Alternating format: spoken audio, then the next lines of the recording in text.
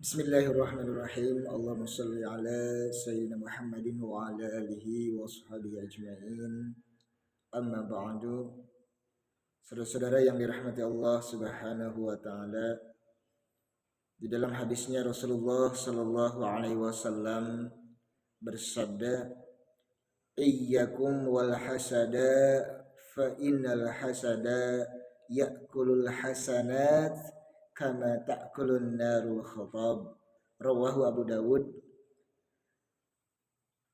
Ikhwan fillah rahimakumullah, semoga Allah selalu memberikan rahmat dan hidayahnya kepada kita semua, dan mudah-mudahan di antara kita tetap diberikan keistiqomahan di dalam menjalankan aktivitas kehidupan hariannya, dan tentunya insya Allah di dalam setiap kegiatan yang kita lakukan mengandung ibadah, sehingga setiap detik, setiap saat Allah Subhanahu wa taala mengganjarnya dalam pahala yang berlipat ganda.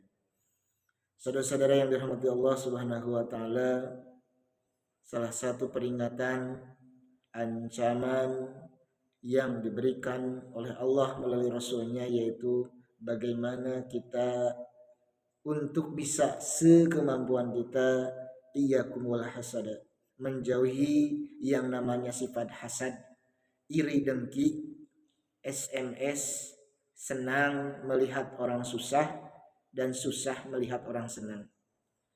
Manakala kita melihat orang sukses, kita malah benci, kita malah tidak senang, kita malah kecewa. Bahkan kesananya kita malah bersuudon, mengumpat, menggerutu, bahkan naudzubillah sampai kita melaknat. Ini adalah sifat yang merupakan karakter setan iblis laknatullah alaih, yang tentu merupakan salah satu dari pintu-pintu setan iblis laknatullah yang teramat sangat terbuka lebar bagi siapapun kalau tidak berhati-hati.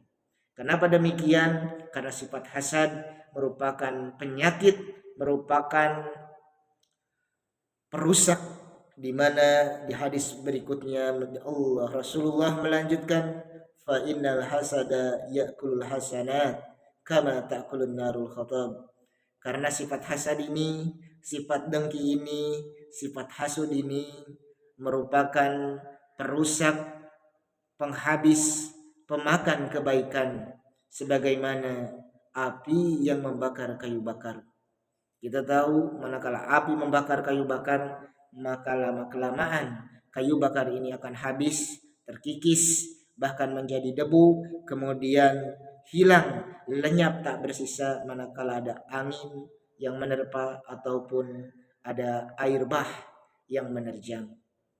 Tentu hadis ini adalah hadis yang memberikan peringatan kepada kita, khususnya kaum muslimin, kaum mukminin yang terus berusaha untuk istiqomah di dalam menjalankan syariah agama Islam, dan tentu bagi kita sebagai umat Islam yang terus berusaha untuk mengumpulkan amal-amal kebajikan kita sebagai tabungan, sebagai bekal nanti di akhirat, mestilah harus berhati-hati.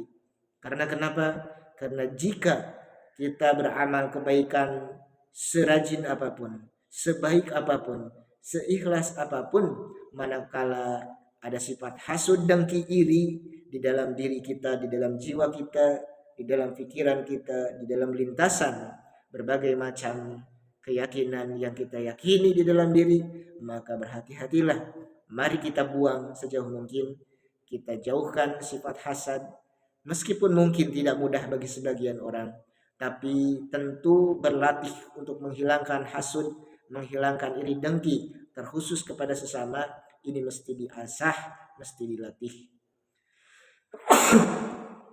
Sekali lagi, mudah-mudahan kita tergolong kepada umat, kepada manusia, kepada sifat yang terus berhusnudon, dan tentu saling nasihat menasihati dalam kebaikan, dan saling nasihati dalam hal-hal yang memang sepatutnya kita lakukan, dan itu merupakan kewajiban kita sebagai seorang muslim. Wallahu a'lam bishawab. Assalamualaikum warahmatullahi wabarakatuh.